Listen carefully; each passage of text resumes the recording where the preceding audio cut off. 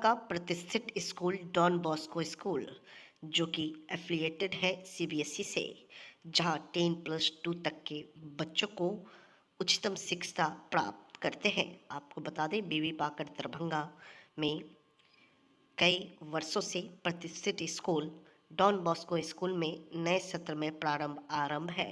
अपने बच्चों के भविष्य को करें उज्जवल, स्मार्ट बनाएं और बेहतर बनाएं। दरभंगा का प्रतिष्ठित स्कूल डॉन बॉस्को स्कूल, जो कि आपके बच्चों के फ्यूचर को बनाता है।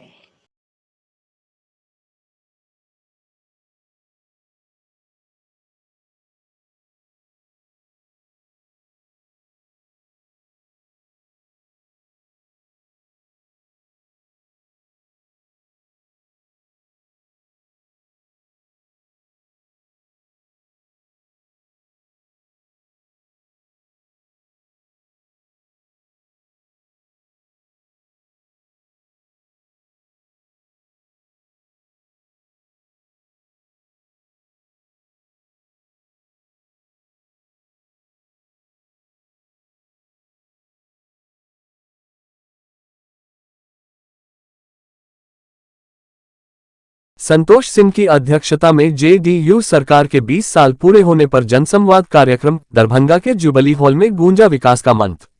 दरभंगा जनता दल यूनाइटेड जेडीयू की सरकार के बिहार में 20 वर्ष पूरे होने के अवसर पर एक भव्य जनसंवाद कार्यक्रम का आयोजन दरभंगा शहर के नरगौना परिसर स्थित जुबली हॉल में किया गया। इस अवसर पर समाज कल्याण मंत्री सहित विधान पार्षद एवं जेडीयू के प्रदेश उपाध्यक्ष संजय सिंह विशेष रूप से मौजूद रहे।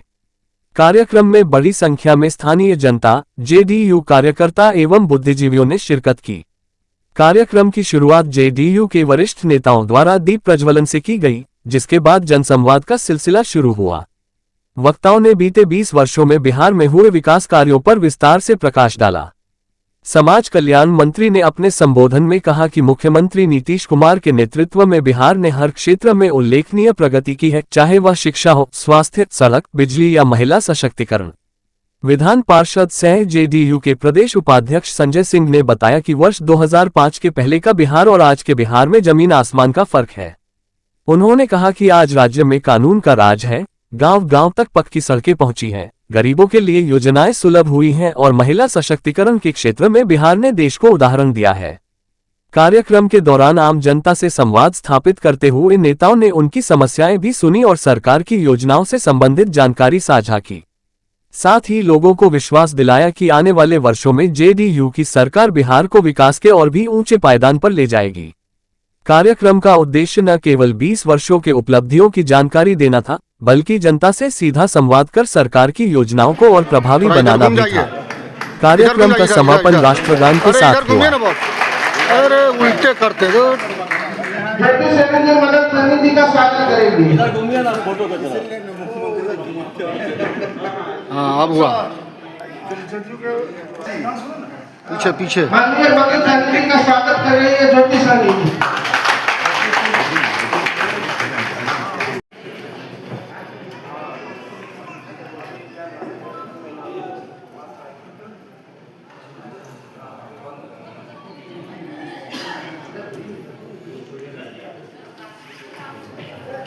हेलो। जो माननीय मुख्यमंत्री जी ने काम किया है, उसको हम लोग अपने लोगों के बीच में जा करके लगातार संपर्क करके सभा के माध्यम से जो मुख्यमंत्री जी का उपलब्धि है उसको लोग को बताते हैं। और हम लोग इस बात को ज़रूर महसूस करते हैं कार्यक्रम के माध्यम से कि लोग उनके काम से बहुत खुश हैं और खुश होकर के आते हैं सुनने के लिए। और एक योजना है नहीं जो हम लोग बता दें, उतना आप दिखा भी नहीं सकते हैं। हर तरह का योजना है, चाहे बच्चों के लिए हो, बच्चियों के लिए हो, चाहे युवाओं के लिए हो, सबके लिए, किसान के लिए है, सबके लिए योजना है और उसका लाभ लोग को मिल रहा है।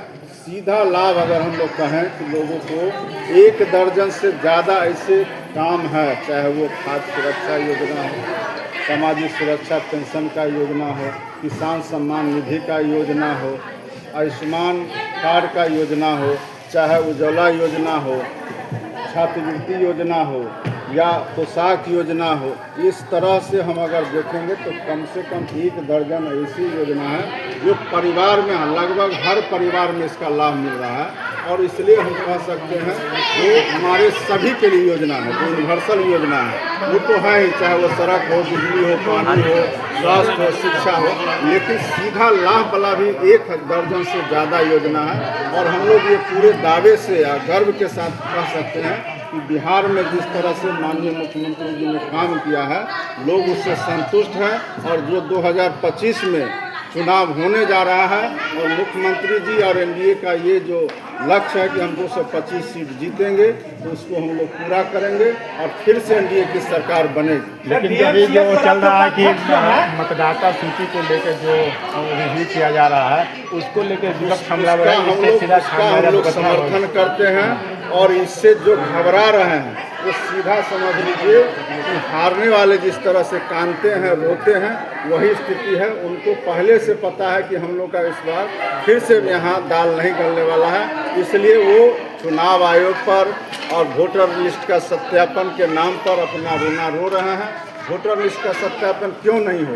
एक छोटा सा काम अगर सरकार करती है, बेमिसाल जो माननीय मुख्यमंत्री जी 2005 से 2025 तक जो काम किए उसको जनसंवाद यात्रा के रूप में निकले हैं। उसको बिहार की जनता को, आवाम को बताने निकले हैं 1990 और 2005 का दौर क्या था, पति पत्नी के राज में क्या स्थिति था बिहार का, बदहाल बिहार, खौफ भरा बिहार, न्यायालय ने कहा था जंगल राज है। उस परिस्थिति में हमारे नेता नीतीश कुमार जी को 2005 में बिहार के आवाम ने मुख्यमंत्री बनाया। जब से मुख्यमंत्री बने अनवरत बिहार का सेवा कर रहे हैं और बिहार के विकास के लिए तत्परता पूर्वक काम कर रहे हैं। पहले बिहार का क्या स्थिति था?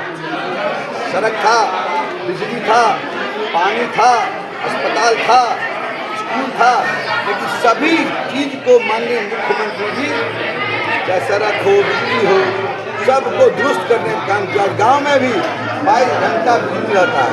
आप लोग भी गांव से जुड़े हुए हैं। पहले गांव में हम लोग जाते थे, पंखा उठते थे, आज हर गांव में चले जाइए, हर करीब तकरीबन सब घर में एसी लगा हुआ है, रेफ्रिजरेटर लगा। ये मुख्यमंत्री जी का देन है। पहले बिहार का बजट कितना था? 23,000 करोड़, अभी कितना? 3,08,88 करोड़। ये मामूली चीज़ है क्या?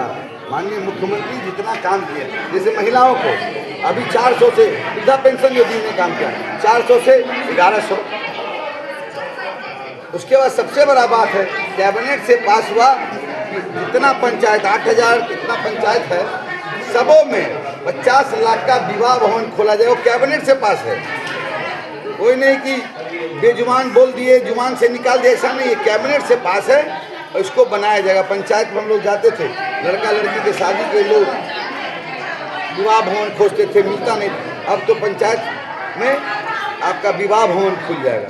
94 लाख लोग गरीबी रेखा के नीचे से जो जातीय जनगणना हुआ, उसके हर परिवार को 2-2 लाख रुपया मिलेगा। तो मुख्यमंत्री देखिए, देश में नेताओं की कमी नहीं है, नीयत का कमी है। हमारा नेता का नीयत साफ है, इसलिए बिहार का विकास हो रहा है। और हम लोगों ने नारा दिया है 2025 फिर से। 20 साल को आप बेमिसाल बता रहे हैं कि ऐसे यादव बता रहे हैं 15 साल में गाड़ी खटाना रहता बदल देना, तो सरकार को ही बदलना चाहिए। सरकार का ही कानून है क्या? तेजस्वी यादव से हमको सर्टिफिकेट देने का जरूरत है। बिहार के 14 करोड़ लोगों ने नीतीश कुमार जी को सर्टिफिकेट दे दिया, वो लाट पकड़ा उनको मुख्यमंत्री बनने के लिए। जो लोग रात में सपना देखते हैं, तेजस्वी यादव दिन में सपना देख रहे हैं मुख्यमंत्री बनने। यहाँ वैकेंसी है क्या? बिहार के विश्वकर्मा है नीतीश कुमार जी, एक बात याद रखिएगा। यहाँ दरभंगा आने में कितना टाइम लगता था पटना से? आप लोग पत्रकार है, बताइए कितना देर में पहुँच जाते? हम पटना चले मधुबनी 3 घंटा 5 मिनट पहुँच गए। पुल है, पुलिया है, सड़क क्या कितना बताओ तो 24 घंटा 48 घंटा लग जाए इसका वर्णन करने। इसलिए हम लोग बिहार के आवाम को जहाँ जा रहे हैं वो बता रहे हैं नीतीश कुमार जी क्या काम किए हैं, महिलाओं के लिए क्या किया है। महिलाओं पहले इतना मौका मिला 15 साल, काहे ने आरक्षण दिए नगर निकाय में, उनको 15 साल मिला। ये माननीय मुख्यमंत्री जी ने 50% आरक्षण देने का काम किया। सिपाही बहाली में 35% आरक्षण देने का काम किया। खाली नियुक्ति हो रहा है। अभी 4 दिन पहले 21,000 कुछ का भर्ती हुआ है सिपाही लोग का। नीतीश कुमार जी जितना देखिए नीतीश कुमार जी जो कहते हैं उसको पूरा करते हैं। कहावत है रघुकुल रीत सदा चली जाए प्राण जाए पर वचन न जाए, जो वचन दिए हैं उसका पूरा करते हैं। लेकिन एक बात आपको बता दें, बिजली की बात जहाँ तक निश्चित रूप से बिजली मिली है, बिजली तो मिल रही है, लेकिन लोग रात भर जगे रहते हैं। क्यों? क्योंकि एक केस ठीक करने के लिए पूरा जो सब स्टेशन है उसको शटडाउन करना पड़ता है। कहीं भी आपका स्विच नहीं लगा हुआ है। हर रात जो है एक फेस बनाने के लिए बिजली मिस्त्री लाइन काट के हर 10 मिनट में लाइन काट पहला बार हम दरभंगा में सुने ऐसा। जी, हम तो बिहार घूमते हैं, ऐसा तो हमको नहीं लगता है। कभी कुछ बनता होगा तो ऐसा स्थिति आता होगा। नहीं, आपको मैं बता दूं कि दरभंगा शहर में यहाँ तो लोग जो हैं जितना लोग मैं बता रहा हूँ, मेरी बात सुनिए, आप सर्वे करवा लीजिए ना। आप सर्वे करवा लीजिए, जितने भी ट्रांसफार्मर है किसी पर स्विच नहीं है। पट्टा की तरह हम अगर आपने सवाल किया तो हम उसको संज्ञान में लेते, हम लोग बात सर एक सवाल दरभंगा का BMCH और जो नया भवन बना है सर्जिकल भवन, उसमें कई अभी कमियां हैं। इस संबंध में आपका क्या कहना है? माननीय मंत्री जी बताइए ना उसको। क्या कहना है आप बोलिए, क्या कहना है? आप कहते हैं कि बिहार में विकास की बात करता हूँ। यादव को कल किसी लोगों ने बोला कि वो भगवान है, कलयुग के भगवान है वो, और शिव के वो जो है दूसरे रूप बताए गए। क्या चलिए वो MLC को मैं धन्यवाद देता हूँ। चारा चोर अलकतरा चोर जो कि जेल में है उसको भगवान बना रहे, तो असली भगवान को तो रोना पड़ेगा। आभार टिकट कलेक्शन सोनू तिवारी एवं एक कार्यक्रम के जैसे लोग आयोजक है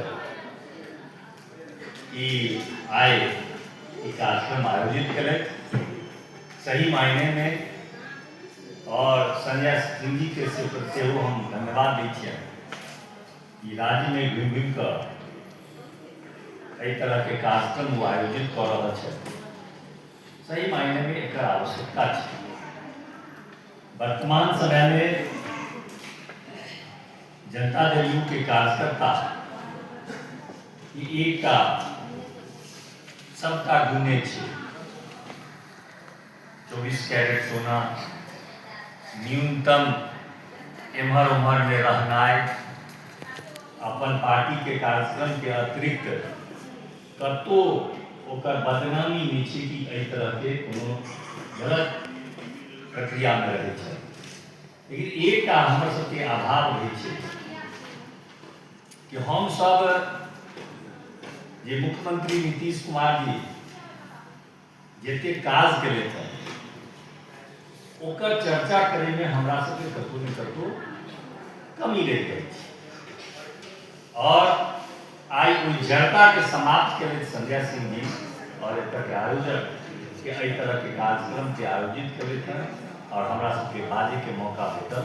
तैया हम उनका संजय सिंह जी के और आयोजक के हम धन्यवाद ज्ञापित करै छी। आदरणीय मुख्यमंत्री नीतीश कुमार जी के काज के जो वर्णन करब लगल, एखन हमरा लागल कि जैसे कि ईश्वर मंडल जी बजनाइ शुरू करें तो 2-3-4 घंटा वो बजता कई फ्लो में चले। ओकर कारण छै उपलब्धि एतेक छै कि अगर बजनाइ अहाँ शुरू करबे 20 साल के अगर अहाँ स्टार्ट करबे तो ओतेक समय चाहिए। हम जाने छियनि कि आयोजकों के समय कम छनि, संध्याओ बाबू के समय कम छनि, लेकिन करबे कि हमरो सबके मजबूरी है। आइ हम एक पढ़ैत रही तो ताहिमे देखलहुँ कि मछली उत्पादन 2005 में जते बिहार में रहे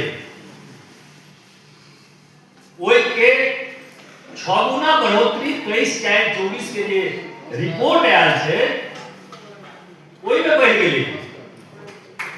एहि पर तो हमसब कखनो ध्याने नहीं दै छी कि एहन छोट छोट बात कि कतेक बढ़ोतरी भेलै हँ।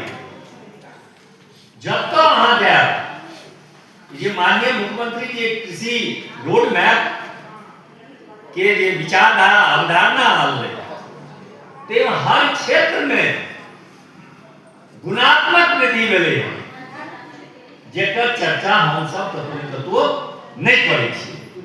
हम सब कहै छी रोड एहन भेल, बिजली एहन भेल, एखने एतऽ हम सब बैठल छी AC हॉल में बैठल छी, ठीक छै जतेक आदमी छी AC के कमजोर भऽ गेलै हँ, लेकिन AC चलै अछि। ये संभव में रहे 2005 से पहले ये तो बगल में जनरेटर धकधकाइत रहता रहे आ हम सब कार्यक्रम केते करतो रहे की हेते रहे ओकर धुआं से परेशान होकर हम सब भाग और आए हम सब एसी के आनंद उठा रहे हैं। तो ये सब छोड़ दियो, एसी के काम, बिजली छोड़ दियो, रोड छोड़ दियो, अस्पताल में हम एक उदाहरण हम अपन बेनीपुर अनुमंडल अस्पताल के दै छी। ओतऽ 1,500 न्यूनतम मरीज प्रत्येक दिन अनुमंडल अस्पताल में ओतऽ अहाँ के ओपीडी में छै। एतऽ छै रामशंकर जी, उनकर धिया पुता भेलन, यो हो गेले बेनीपुर अनुमंडल अस्पताल में इनका भरोसा रहन कि अनुमंडल अस्पताल में पहले तो दरभंगा मेडिकल कॉलेज अस्पताल में जाए लोग तैयार नहीं रही चले और ये अपन पत्नी के उत्तर डिलीवरी करबे अनुमंडल अस्पताल में जब तक तो सोच नहीं सके चले। डीएमसीएच में लोग जाए चले, गरीबों से गरीब लोग प्राइवेट नर्सिंग होम में जाकर अपन इलाज करनी चला। तो ये नीतीश कुमार के शासन में ये भरोसा है कि अनुमंडल अस्पताल में जाकर जे एगो प्रकोष्ठ के जिलाध्यक्ष है वो अपन पत्नी के उतो इलाज करवी है। दिनांक 3 जुलाई 2025 को यातायात पुलिस एवं भीमराव अंबेडकर संस्थान द्वारा सड़क सुरक्षा जागरूकता अभियान। दिनांक 3 जुलाई 2025 को भीमराव अंबेडकर संस्थान के समन्वय से वरीय पुलिस अधीक्षक दरभंगा के निर्देशन में राहुल कुमार, पुलिस उपाधीक्षक यातायात दरभंगा एवं थानाध्यक्ष यातायात तथा अन्य कर्मियों के साथ हाजमा चौराहा पर हेलमेट का वितरण किया गया। हेलमेट वितरण के समय लोगों से अपील किया गया कि दोपहिया वाहन चलाते समय निश्चित रूप से हेलमेट लगाएं और अपना जीवन बचाएं। लोगों को ये भी बताया गया कि हेलमेट लगाना सिर्फ पुलिस से बचाव के लिए नहीं है बल्कि अपने जीवन की सुरक्षा के लिए है। हेलमेट लगाने से सड़क दुर्घटना होने पर 60-40% जान बचने की संभावना रहती है। तारांकन यातायात नियमों का पालन करें, हेलमेट लगाएं और सुरक्षित जीवन पाएं। तारांकन हेलमेट सिर्फ एक नियम ही नहीं बल्कि आपके जीवन की गारंटी है, इसे नजरअंदाज न करें। तारांकन जीवन अनमोल है, एक हेलमेट आपके पूरे परिवार की ढाल बनती है। तारांकन यातायात नियमों का पालन करें और आवश्यक रूप से हेलमेट पहनना सुनिश्चित करें।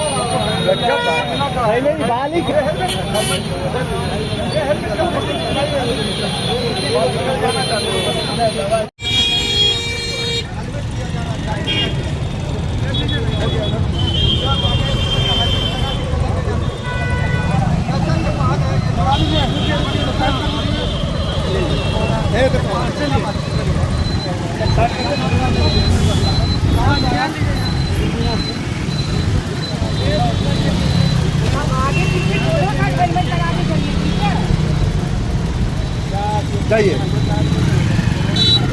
आगे से हेलमेट लगा के चलिएगा, ठीक है।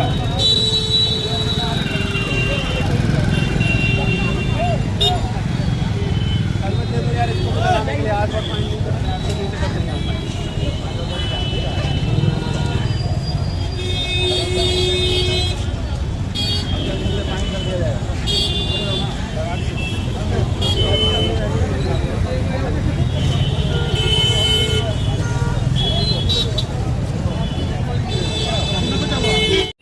आदर्श देखो देखो इधर आदर्श देखो नहीं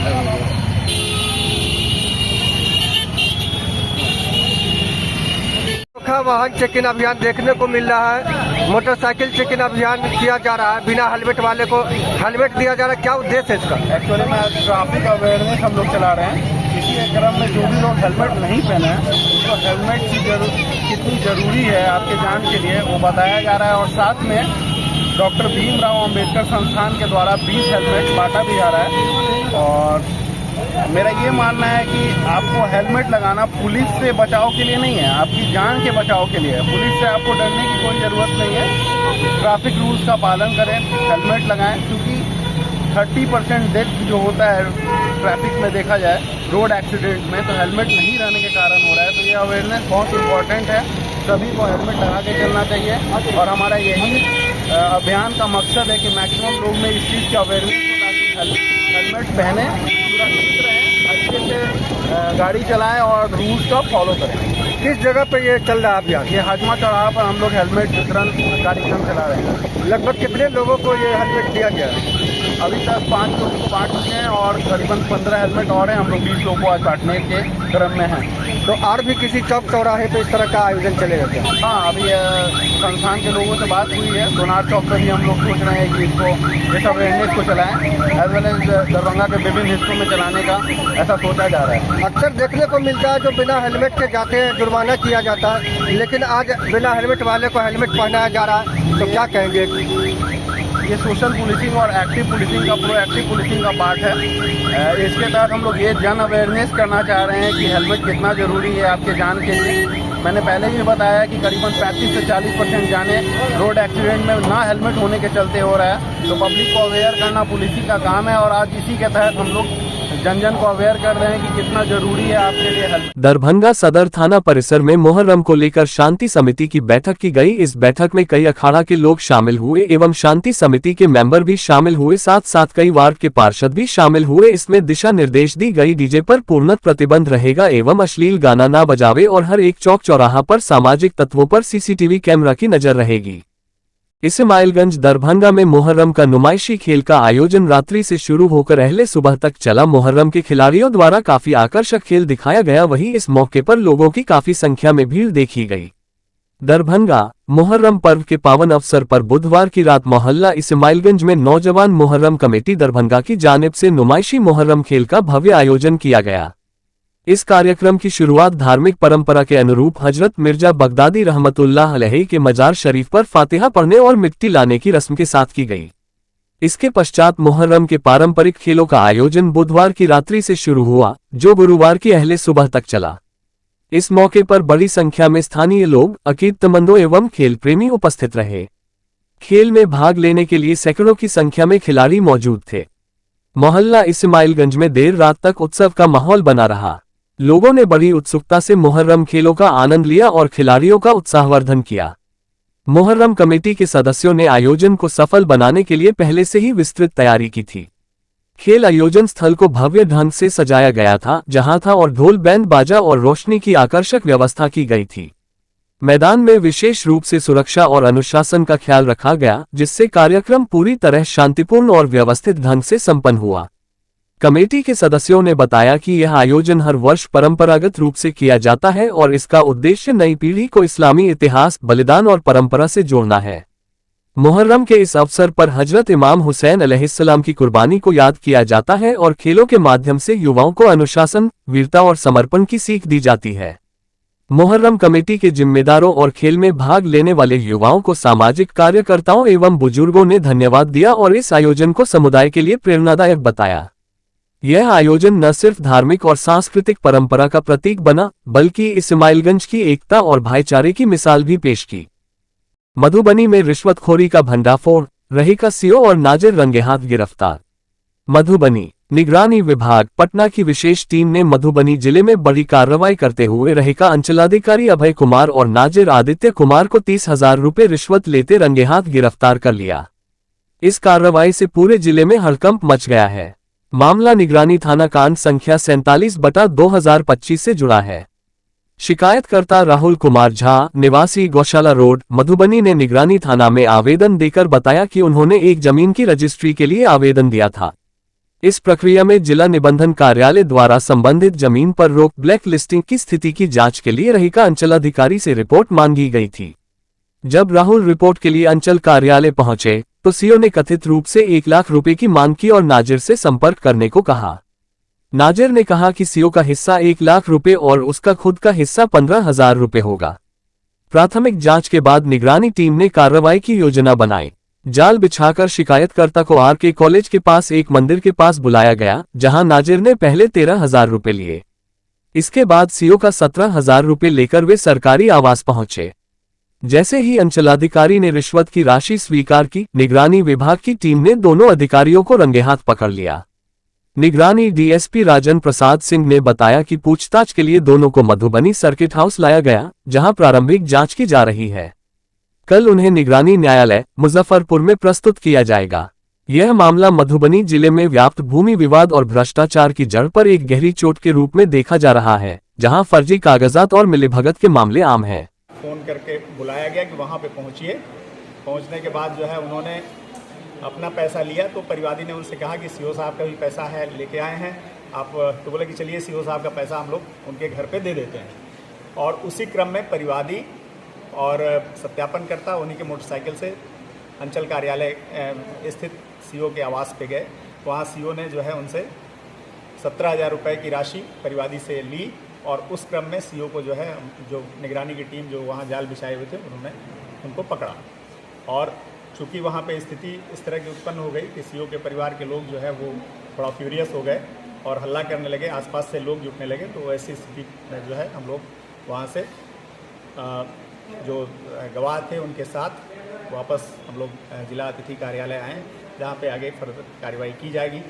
और कल इनको हम लोग निगरानी न्यायालय मुजफ्फरपुर में जो है उपस्थापित करेंगे। मां गिरिजा क्रिटिकल केयर हॉस्पिटल का हुआ शुभारंभ। ग्रामीण क्षेत्र के लोगों के लिए बेहतर चिकित्सा सुविधा की व्यवस्था होगी। बासोपट्टी प्रखंड मुख्यालय स्थित काली मंदिर के समीप मां गिरिजा क्रिटिकल केयर हॉस्पिटल का शुभारंभ भव्य रूप से मंत्रोच्चारण, दीप प्रज्वलित एवं फीता काटकर किया गया। मां गिरिजा क्रिटिकल केयर हॉस्पिटल के उद्घाटन हॉस्पिटल के डायरेक्टर डॉक्टर रमन कुमार के पिताजी एवं अन्य अतिथियों के द्वारा संयुक्त रूप से किया गया। सभी अतिथियों को पाक दुपट्टा से सम्मानित किया गया। अतिथियों के द्वारा बताया गया कि ग्रामीण क्षेत्र में इस तरीके की मल्टी स्पेशलिटी हॉस्पिटलिटी सुविधा उपलब्ध कराना बहुत ही प्रशंसनीय है। आम लोगों को पहले इलाज करवाने के लिए अपने घर से काफी दूरी तय कर इलाज करवाने जाना पड़ता था, लेकिन अब ग्रामीण क्षेत्र के लोगों को आसानी से इलाज मुहैया हो सकेगा। काफी किफायती दरों पर लोगों को यहां चिकित्सा सुविधा उपलब्ध करवाया जा सकेगा। मौके पर डॉक्टर रमन कुमार, समाजसेवी राजेश यादव, चंदन ठाकुर, मुखिया Madan Paswan, doctor Ram Kripal Mahato, doctor Dharmanath Yadav, doctor विनय मिश्रा, डॉक्टर सुनील कुमार, सोनू कुमार, राजा सिंह, आशा दीदी में बेबी देवी, शिवशीला कुमारी, लक्ष्मनिया देवी, अनवरी खातून, पूजा देवी, रेखा कुमारी, रंजू देवू, कविता देवी, सविता कुमारी एवं ममता दीदी सहित अन्य लोग मौजूद रहे।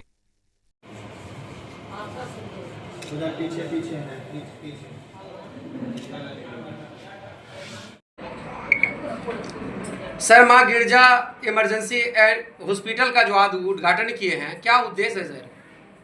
उद्देश्य यही है मेरा कि जितने भी यहाँ लोकेलिटी हमारी है उसमें किसी भी प्रकार की कमी ना हो, किसी भी डॉक्टर हो। जैसे यहाँ से जाने के लिए मधुबनी 1.5 घंटा लगता है, तो सबसे पहला प्राइमरी ट्रीटमेंट तो होना चाहिए, वो हमारी यहाँ सुविधा कम है। और उसमें भी क्रिटिकल केयर के लिए तो बहुत ही मुश्किल है। यहाँ क्रिटिकल केयर कोई समझते नहीं थे। मैंने अपोलो में जब काम कर रहा था तो मैंने भी शुरुआत में नहीं समझ रहा था कि क्रिटिकल केयर होता क्या है, मगर अब मैंने देखा है कि क्रिटिकल केयर से कहने का मतलब यही है कि हमारे मरीज को बहुत ही अच्छा सुविधा मिलता है और आधुनिक मशीन से आपको जो है इलाज करने का मौका मिलता है। और दूसरी बात कि यहाँ के मरीज जो होते हैं वो इकोनॉमिकली थोड़ा सा कम होते हैं, तो इस कारण से भी थोड़ा सा जो है मतलब हम इसी उद्देश्य से हम खोले गिरजा इमरजेंसी। और माँ गिरजा फुलहर स्थान का नाम है, माँ गिरजा ही माँ के ही नाम से मैंने खोला था। और उन्हीं के बदौलत और मेरे बड़े आशीर्वाद की वजह से मैं कलानेश्वर स्थान है, परमहंस भगवान है, उनके आशीर्वाद से मैं आज तक यहाँ तक पहुँचा हूँ। तो मेरा उद्देश्य यही है कि गरीबों को सेवा करना, और मैंने जहाँ तक मैंने अभी तक गरीबों का ही सेवा किया है। पैसा मैंने नहीं देखा आज तक, मैं ना अपोलो में देखा ना मैं यहाँ देख रहा हूँ। मैंने पैसे के ऊपर नहीं भागा, मैंने मरीज के ऊपर भागा और गरीब जो हैं उस व्यक्ति के ऊपर भागा कि कम से कम सही इलाज कम से कम हो पाए। जो लोग भटक गए हैं, जो लोग ठगते हैं, इस लोगों पे हम सारा मतलब स्टॉप करना चाह रहे हैं कि कम से कम आदमी सही जगह जाए, सही इलाज करवाए। सर, बहुत सारे बिहार में बहुत सारे हॉस्पिटल्स हैं। आप अपोलो एक बहुत चुनिंदा अस्पतालों में जाती है, बहुत बड़ी संस्था है, वहाँ पे आप जॉब कर रहे थे, आपके पास एक बड़ा ऑप्शन था कि बड़ा रुपया आप कमा रहे हैं, उसके बाद आपने गांव की तरफ क्यों रुख किया? क्योंकि पैसा ही सब कुछ नहीं होता है, पैसा से सारी चीज़ नहीं मिलती है। एक सुकून के लिए भी इंसान जीता है, जो सुकून हर गरीब को सेवा करने से सुकून मिलता है। और यदि हम जो है खुद फार्मर फैमिली से बिलोंग कर रहे थे, हमारे पिताजी भी बहुत बड़े किसान नहीं थे, एक मिडिल क्लास फैमिली से मैं बिलोंग किया, तो इस कंडीशन में जो मैं गरीब को देखा, बहुत अच्छे से देखा। तो इस तरह से हमने सोचा कि अपोलो में मैं रहूँगा तो मेरा तो कोई समझ भी नहीं पाएगा, तो हम इसीलिए गांव के लिए रुख किए और मैं यहाँ आया और मैं सोचा कि नहीं, गरीबों के बीच जाना चाहिए, उनकी समस्याओं को सॉल्व होना चाहिए। इसलिए मैंने यहाँ हॉस्पिटल उस तरह का आधुनिक मशीन से मैंने इलाज करने के लिए सोचा। किस हिसाब से यहाँ इलाज होगी सर? यहाँ आईसीयू, वेंटिलेटर, NICU, इसके बाद ऑपरेशन, जितने भी ऑपरेशन होते हैं सारे ऑपरेशन होंगे। दूसरी बात, इमरजेंसी का जितने भी ट्रीटमेंट है हमारे यहाँ, मैं तो मैं इमरजेंसी क्रिटिकल केयर का डॉक्टर हूँ। सबसे पहली बात, मैं जहाँ वर्क किया हूँ इमरजेंसी और जनरल फिजिशियन से, तो मैं यही सोचता हूँ कि जितने भी हमारे पेशेंट आते हैं तो मैक्सिमम कहने का मतलब क्योर हो के यहाँ से। बांसोपट्टी वाले के लिए तो बहुत बड़ी खुशखबरी आप लेके आए हैं, कैसे उसको आश्वासन देंगे? हम यही थैंक्स कहेंगे उन लोग को कि जो हमारे लिए सुचिंतित हैं, जो सोचते हैं, जो लोग हैं हमारे साथ, वो उनके लिए हम सदा आभारी हैं और फेथफुली आभारी हैं। ऐसा नहीं है कि हम बोले हैं और करते कुछ और है, जो बोलते हैं वही करते हैं। ये मेरा थॉट रहा है शुरू से। सर, बांसोपट्टी में बहुत सारे क्लिनिक है, इसमें क्या खास रहेगी गरीबों के लिए? गरीबों के लिए मैं बहुत ही खास लाने जा रहा हूँ। भविष्य के लिए मैं ब्लड बैंक का भी सोच रहा हूँ यहाँ, जबकि मधुबनी डिस्ट्रिक्ट जयनगर में नहीं है, मधुबनी डिस्ट्रिक्ट में ही है। मैं बहुत जल्द ही ब्लड का व्यवस्था करवा रहा हूँ, क्योंकि एनीमिक पेशेंट जितने भी होते हैं वो यहाँ बहुत ज़्यादा रेशियो है डेथ होने का। तो मैं सोचता हूँ कि आगे आप लोग का सपोर्ट रहेगा, मतलब हमारे मीडिया भाई जितने हैं, हमारे पब्लिक जितने हैं, हमारे भाई साहब हैं, जितने हमारे पूज्य हैं, तो सब लोग साथ देंगे। तो मैं एक बार रोकना चाहूँगा आपको कि सर, ये ग्रामीण सुदूर एरिया है, रूरल एरिया में आता है, और यहाँ छोटे बच्चों को लोग पेरेंट्स बहुत ज़्यादा चिंतित रहते हैं। तो जो छोटे बच्चे हैं, अगर वो उस तरह के पेशेंट आते हैं तो किन किन तरह का इलाज और किन किन तरह की जाँच की व्यवस्था आपके यहाँ मिलेगी? मेरे यहाँ सारी चीज़ का व्यवस्था रहेंगे, और हमारे यहाँ पीडियाट्रिक्स जो हैं वो भी रहेंगे, वो भी डॉक्टर रहेंगे हमारे यहाँ।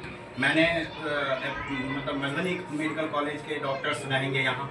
बहुत सारे हमारे कांटेक्ट में जितने भी हमारे सीनियर हैं, हमारे जूनियर हैं, वो सारे टीम ही रहेंगे यहाँ।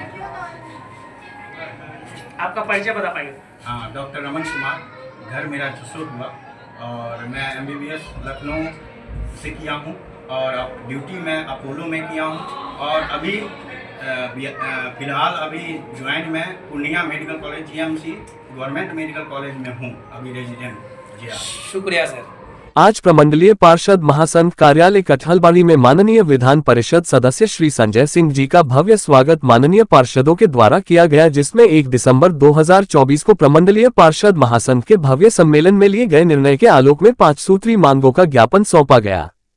प्रमंडलीय पार्षद महासंघ के द्वारा 3 जिला जिसमें दरभंगा, मधुबनी एवं समस्तीपुर के लगभग सभी माननीय सांसद, विधायक एवं मंत्रीगण के साथ साथ माननीय मुख्यमंत्री, माननीय उप मुख्यमंत्री एवं माननीय नगर विकास मंत्री को ज्ञापन सौंपा गया, लेकिन 8 माह बीत जाने के बाद भी अभी तक सरकार द्वारा कोई निर्णय नहीं लिया गया है। हम सभी माननीय पार्षदों ने अपना कर्तव्य का पालन पूरे ईमानदारी और निष्ठा से अपने वार्डों के समस्याओं का समाधान जनता हित में निरंतर समर्पित भाव से करते आ रहे हैं। हम सभी पार्षदगण भी प्रजातांत्रिक व्यवस्था के तहत जनता के वोट के माध्यम से जीतकर आए हैं। प्रमंडलीय पार्षद महासंघ के अध्यक्ष राजीव कुमार के द्वारा ये जानकारी दी गई कि यदि हम सभी नगर निकाय के माननीय पार्षदों की मांग को सरकार नजरअंदाज करती है, ये 5 सूत्री मांगों पर विचार करते हुए सम्मानजनक निर्णय नहीं लेती है तो 15 जुलाई 2025 को प्रमंडलीय पार्षद महासंघ एक प्रेस कॉन्फ्रेंस कर सरकार के विरुद्ध निर्णय लेने पर बाध्य होगी। उपरोक्त कार्यक्रम में माननीय पार्षद राकेश कुमार पासवान वार्ड नंबर 9, माननीय पार्षद श्याम शर्मा वार्ड नंबर 4, माननीय पार्षद मुकेश महासेठ वार्ड नंबर 12, माननीय पार्षद विकास चौधरी वार्ड नंबर 17, माननीय पार्षद रवि रोहन वार्ड नंबर 19, माननीय पार्षद वार्ड नंबर 46, माननीय पार्षद सौरभ सुमन वार्ड नंबर 48, माननीय पार्षद प्रतिनिधि ईश्वर मंडल वार्ड नंबर 7, माननीय पार्षद प्रतिनिधि मिथिलेश कुमार वार्ड नंबर 8, माननीय पार्षद नवीन सिन्हा वार्ड नंबर 21, माननीय पार्षद प्रतिनिधि अरुण शर्मा वार्ड नंबर 22, माननीय पार्षद रियासत अली वार्ड नंबर 37, माननीय पार्षद प्रतिनिधि लक्ष्मण चौधरी वार्ड नंबर 23, माननीय पार्षद प्रतिनिधि संतोष कुमार वार्ड नंबर 35, माननीय पार्षद प्रतिनिधि अविनाश कुमार वार्ड नंबर 40, माननीय पार्षद प्रतिनिधि अशोक कुमार वार्ड नंबर 42 एवं अन्य साथियों ने मिलकर ज्ञापन सौंपा। थाना परिसर में मुहर्रम पर्व को लेकर शांति समिति की बैठक आयोजित। आगामी मुहर्रम पर्व को शांतिपूर्ण वातावरण में संपन्न कराने के उद्देश्य से बासोपट्टी थाना परिसर में शांति समिति की बैठक आयोजित की गई। इस बैठक में पुलिस प्रशासन के अधिकारियों, जनप्रतिनिधियों, समाजसेवियों, धार्मिक गुरुओं व स्थानीय गणमान्य लोगों ने भाग लिया। बैठक की अध्यक्षता थानाध्यक्ष अरविंद कुमार, प्रखंड विकास पदाधिकारी अजीत कुमार, अंचलाधिकारी पूजा कुमारी ने की, जिन्होंने उपस्थित लोगों से सद्भाव, सहयोग और सतर्कता बनाए रखने की अपील की। उन्होंने कहा कि किसी भी तरह की अफवाह या भ्रामक सूचना पर ध्यान न दें और पुनः रूप से डीजे पर प्रतिबंध रहेगी और शांति व्यवस्था बनाए रखने में प्रशासन का सहयोग करें। बैठक में पंचायत प्रतिनिधि, मुखिया, वार्ड सदस्य, पंचायत समिति सहित अन्य सामाजिक कार्यकर्ताओं ने भी अपनी बात रखी और मुहर्रम पर्व को शांतिपूर्वक मनाने का संकल्प दोहराया। कौशल कुमार जिला निर्वाचन पदाधिकारी सह जिलाधिकारी दरभंगा ने आज बेनीपुर प्रखंड के पोहरी पंचायत में मतदाता सूची में विशेष गहन पुनरीक्षण कार्यों का भौतिक निरीक्षण किया।